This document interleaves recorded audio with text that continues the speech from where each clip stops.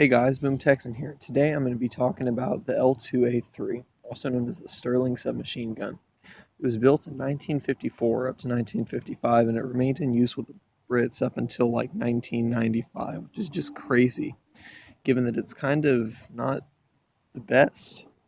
So you would think. I mean, just looking at it, you're like, well, geez, who built this, and why is it in Phantom Forces?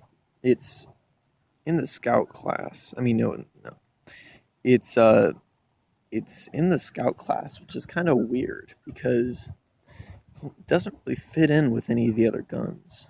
I mean, it does have the characteristic low recoil and it does use 9mm parabellum, but it doesn't shoot fast and it has a very large magazine compared with the rest of them. And this is kind of weird for the Scout class. It's just not it's not the norm. This leads many people to think that it's a bad gun, which it is definitely not. It's like a Scout crossed with a light machine gun crossed with like a pistol. It has the super low damage of a pistol, but it has the super low recoil of an LMG, and it takes a while to empty out the magazine. It also has a large reserve size of ammunition, which at 128 and 34 in the mag already is kind of impressive, you would think. I mean, this should last you all day, but no, it's going to last you about 4 or 5 kills, really. It The only thing that the L2A3 is good for is hip spraying and sight spraying. The sight spraying is super low recoil, and I recommend using a Delta sight, a mini sight, a reflex sight, Cobra sight, something like that, or maybe even a Coyote sight, which has a very, very low uh, zoom.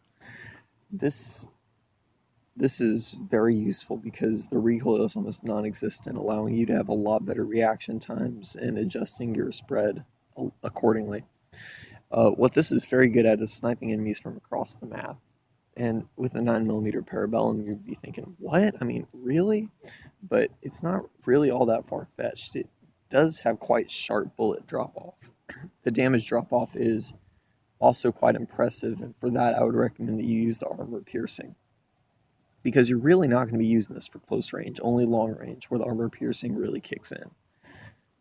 What is very good about this gun is that you can take out an enemy with like 5 or 6 shots. You would think, well, that's pretty low. I mean, even some pistols can do better than that, and you would be completely right. But given that this has 34 bullets in the magazine, it's pretty darn good, really.